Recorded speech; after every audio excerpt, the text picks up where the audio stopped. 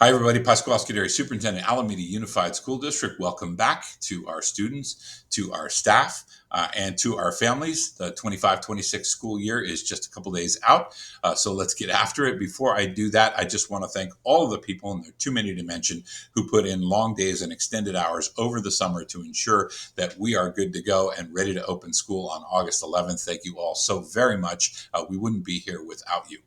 As a school district, unsurprisingly, we bring an instructional focus into the school year.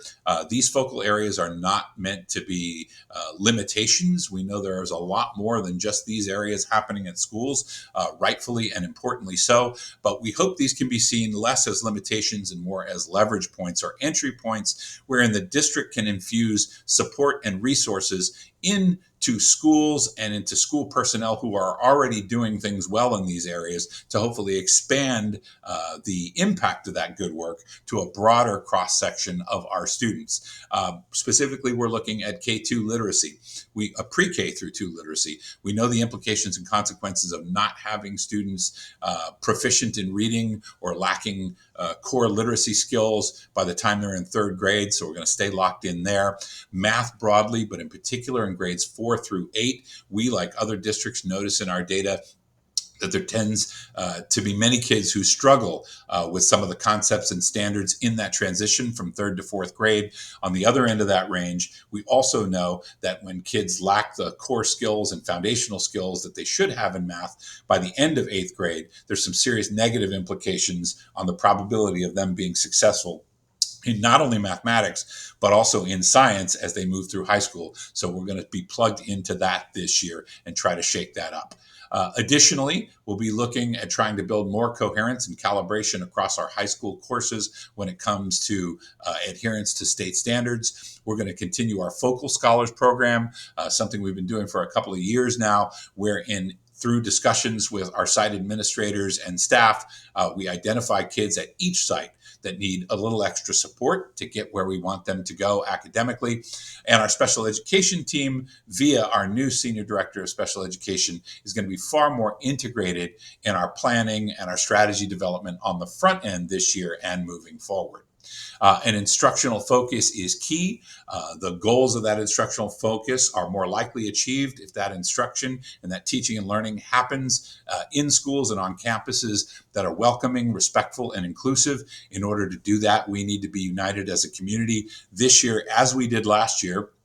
We're asking everybody to not only sign the community agreement, students sign the community agreement that's included in the data confirmation packet, but to have an in-depth conversation with your student about using both their head and their hearts when it comes to thinking about how we interact with each other on school campuses. We want to be clear about our expectations. We always want to come from a place of teaching and learning and educating, but there comes a point when it comes to things like racist expressions or discriminatory behavior of any kind where there will be consequences. So again, much rather have these conversations with kids on the front end and ensure the maximum amount of people have a very respectful and welcoming school year and support campuses that invite that regularly.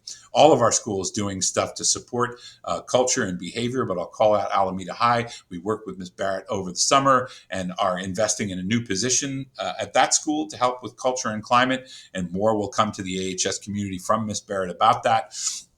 Also at Alameda High, Milton Reynolds, someone who I have a tremendous amount of respect for, an 8-cylinder intellect, will be coming in to work with the staff. He's got a lot of practical education experience, but also extremely fluent in the research and pedagogy associated with race and education.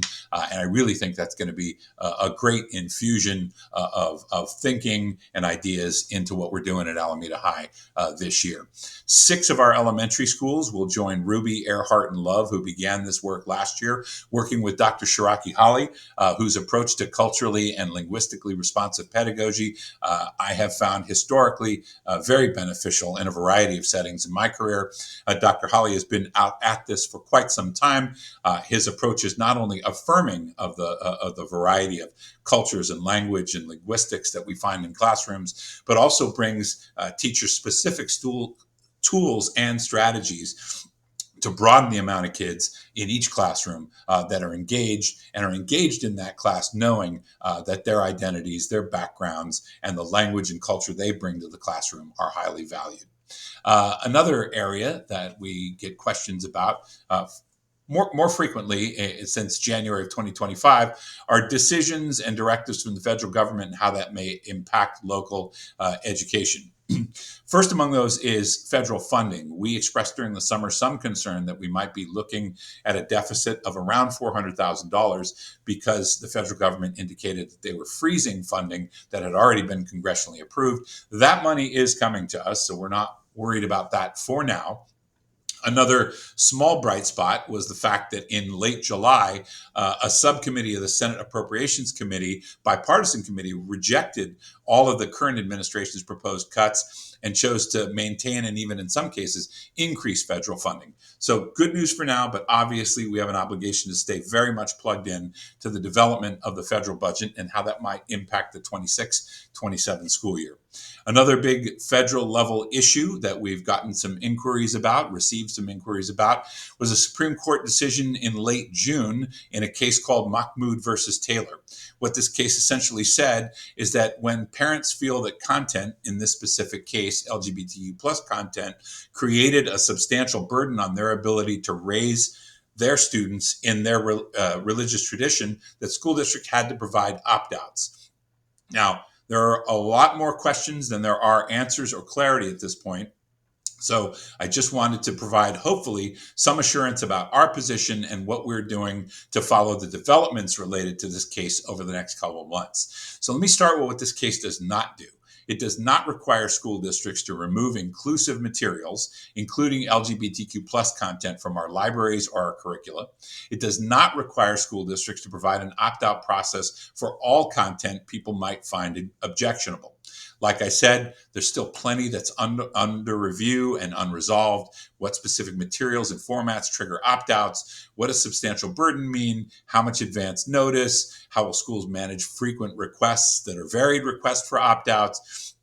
And how do we ensure any of this or all of this happens without impacting or stigmatizing any students? So again, a lot of additional questions and things that need to be worked through. We're in touch with policy folks. We're in touch with legal counsel. What I can tell you for now, what this means for AUSD in the short term, is we will absolutely continue to offer LGBTQ plus themed books in our libraries and in our curricula.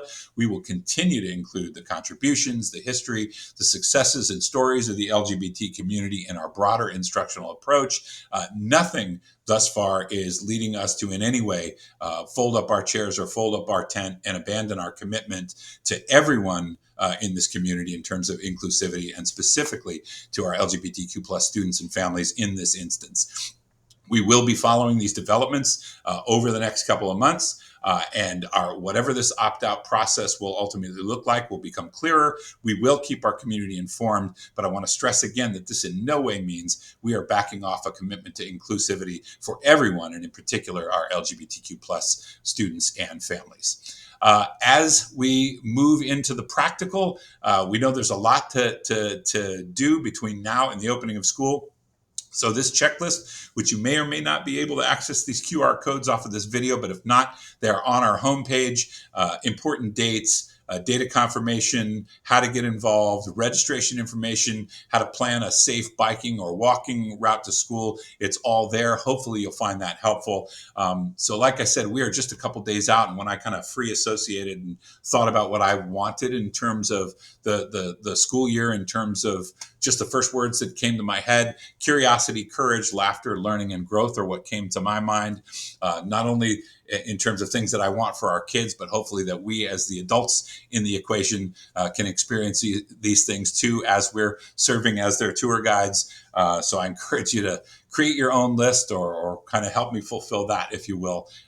It's always been an honor and continues to be an honor to serve the community in this position. I look very much to seeing all of our staff and our families and our students out in the field this year. So have a great opening, and we'll talk to you soon.